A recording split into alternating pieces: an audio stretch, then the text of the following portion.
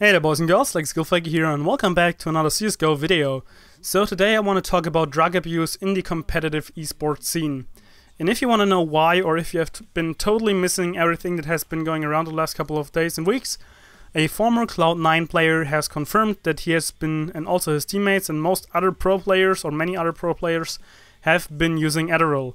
Adderall is actually a treatment medicine for ADHD.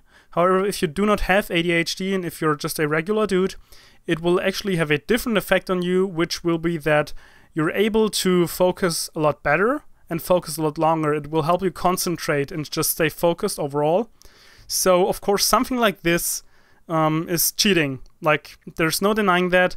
And the ESL laws and the rule set of it also says that you're not allowed to be under any influence of like any drugs or alcohol or something like that in order to enhance your performance or alter your performance. Because if you're in a competition, you of course want fair sportsmanship. You just want skill versus skill. You do not want any outside factors like enhancing your performance in order to win.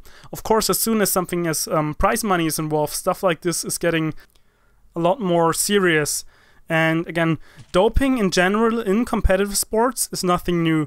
And just again, as soon as money is involved, people, or many people actually change just because they want to win, not just for themselves, but they also want the money. So again, it is cheating. There's no other way of describing it. However, there are also a couple of other problems arising with that. First of all, just imagine a couple of semi-pros. They want to go pro, they're just playing like an invite or whatever, and their dream is to become pro. Now, like, what kind of, especially if you're still younger, your idol, you see like, oh man, this is my favorite player, I just like want to join his team and stuff, blah blah blah. Of course, if you find out that he has been using Adderall, there might be two options. One of them would be what I am, and that would actually be disappointed. I think people like that should be ashamed of themselves for using something like that in a fair competition. And the other thing might, of course, be like if it swaps in the complete other direction. They're like, oh, okay, they're using Adderall, so I gotta use Adderall, or just like any drug for that matter as well, in order to be able to compete and in order to be able to just get to the dream and the goal that I have in order to become a pro player. So they already are like, it's kind of like a subconscious thing that's just like sneaking into someone's mind. I might be exaggerating a little bit, but I hope you're getting what I mean. And I think it has a, like, if you're at a point when you're a pro player, you're somewhat of a public figure. You have some certain responsibilities that come with that, and you also have to think about like how you would be affecting others. Again, not just by like the enemy team by using drugs, but also like your fans and other stuff like that. So I'm really happy that the ESL now actually is on the edge of implementing drug tests, something like maybe a urine test right before a match, because those are really quick and easy to do. And I mean, it would even help the players so they don't have to like just go pee midway through the game when they actually have to clutch, and then just like, oh god damn it, I need to pee. You get what I mean.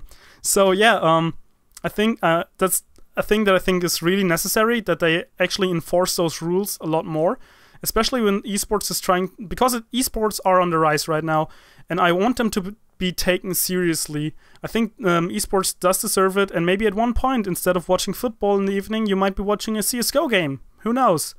I just think that right now is the time in order to implement something like drug tests, in order to enforce the rules a lot more, because it's getting more and more seriously, it's getting a lot bigger, and I think even though you're not running around, it's still a competition, it's a game, it's a competition game, a competition sport, whatever you might call it or want to call it. No matter what, if you're using drugs or something like that, anything, it's cheating, and that should be forbidden. These are my 2 cents on the topic. I hope you enjoyed this little video, and like a Skillfaker out.